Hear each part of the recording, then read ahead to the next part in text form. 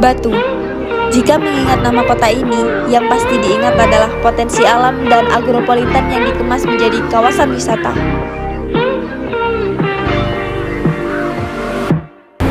Dan sebutan lainnya adalah Swiss kecil yang ada di Pulau Jawa, tapi memiliki landscape yang indah sekali. Saya Ludina, mahasiswa S2 Pendidikan Geografi Universitas Negeri Malang, dan inilah Batu.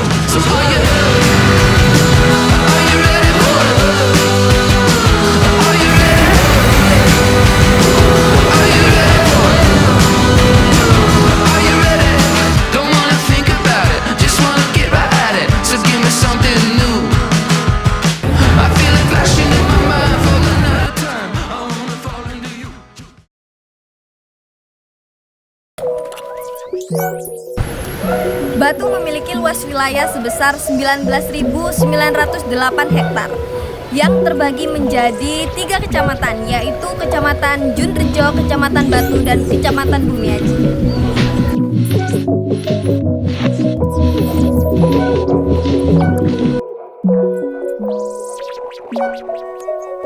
Pada 17 Oktober 2021, Batu ditetapkan sebagai kota otonom yang terpisah dari Kabupaten Malang.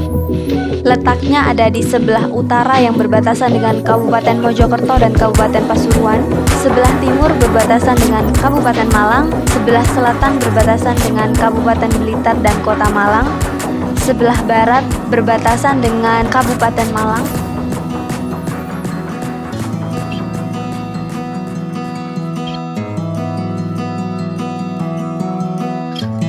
Berikut ini adalah peta tanah Kota Batu.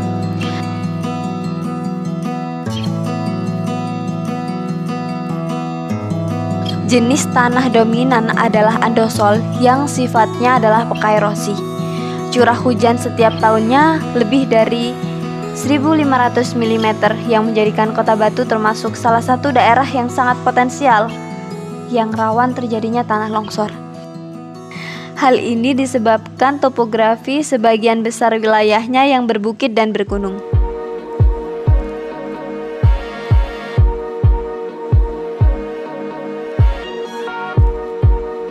Kabar lain pemirsa, hujan deras yang mengguyur wilayah Kota Batu dan sekitarnya pada Sabtu petang membuat bahu jalan penghubung antar daerah di Kota Batu longsor. Jalur payung 2 yang berada di Jalan Trunojoyo, Kelurahan Songgokerto, Kota Batu, kembali longsor pada hari Jumat 25 November 2022.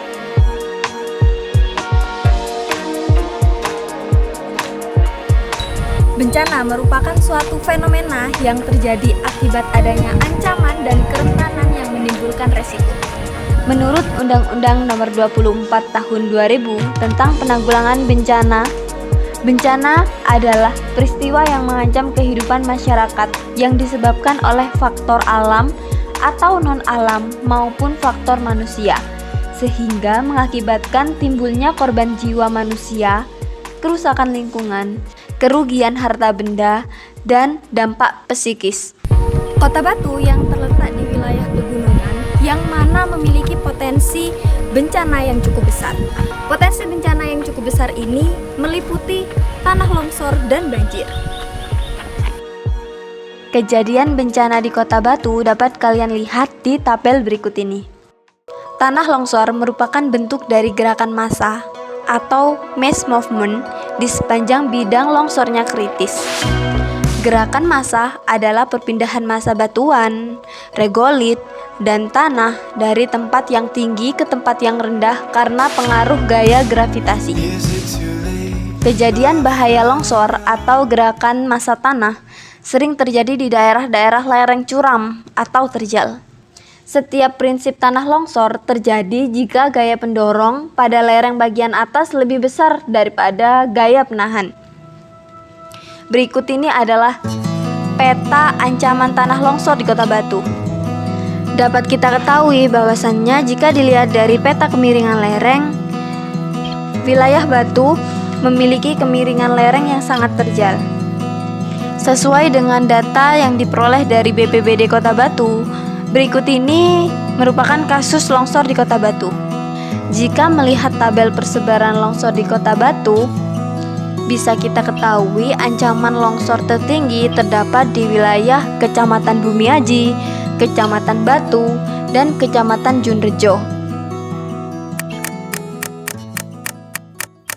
Dalam penelitian yang dilakukan oleh Julius Moses dan kawan-kawan, zonasi kawasan berdasarkan tingkat resiko bencana tanah longsor di Kota Batu dapat disimpulkan bahwa 6 responden memvalidasi 4 aspek tersebut merupakan kerentanan di Kota Batu valid, baik dari aspek kerentanan aspek lingkungan, kerentanan dari aspek fisik, kerentanan dari aspek ekonomi, maupun kerentanan dari aspek sosial.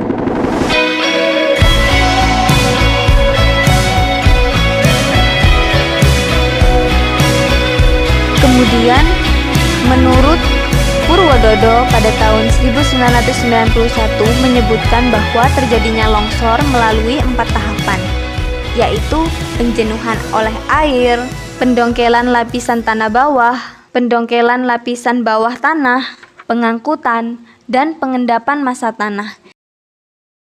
Dapat kita ketahui bahwasannya longsor dibagi menjadi 6 jenis. Longsoran translasi, longsoran rotasi, pergerakan blok, runtuhan batu, rayapan tanah, dan aliran bahan rombakan. Jenis longsoran translasi dan rotasi paling banyak terjadi di Kota Batu. Bukan hanya itu, bahwasannya longsoran jenis ini juga merupakan longsoran yang sering terjadi di wilayah-wilayah Indonesia lainnya. Sedangkan longsoran yang paling banyak memakan korban jiwa manusia adalah aliran bahan rombakan. Selain itu juga dapat terjadinya longsor yang dibarengi dengan banjir. Hal tersebut akan menyebabkan banjir bandang. Saya Ahmad Khairul Rohim, keseharian bekerja di BPBD Kota Batu selaku Kepala Seksi Kedaruratan dan Logistik. Jika terjadi longsor kami sudah punya SOP karena ancaman longsor ini kan harus ada triggernya adalah musim hujan. Tentunya langkah yang kami lakukan ya untuk merespon keadaan darurat atau situasi mendesak atau darurat ketika musim hujan, kami akan menetapkan status siaga darurat, kami tambah personil, pelibatan instansi lembaga yang lain, TNI, Polri, relawan untuk piket di posko siaga darurat untuk merespon jika sewaktu-waktu ada kejadian. Tim inilah nanti yang akan merespon dengan segera ketika ada informasi. Ketika ada informasi, kami akan segera merespon, segera melakukan penanganan. Prinsip-prinsip dalam penanggulangan bencana berdasarkan Undang-Undang Nomor 24 Tahun 2007 terdapat prinsip-prinsip penanggulangan bencana antara lain cepat, tepat, prioritas, koordinasi dan keterpaduan, dan berdaya guna dan menghasilkan guna. Tujuan penanggulangan bencana bertujuan untuk memberikan perlindungan kepada masyarakat dari ancaman bencana, menyelaraskan peraturan perundang-undangan yang sudah ada, menjamin terselenggaranya penanggulangan bencana secara terencana, terpadu, terkoordinasi, dan menyeluruh. Selain itu juga menghargai budaya lokal.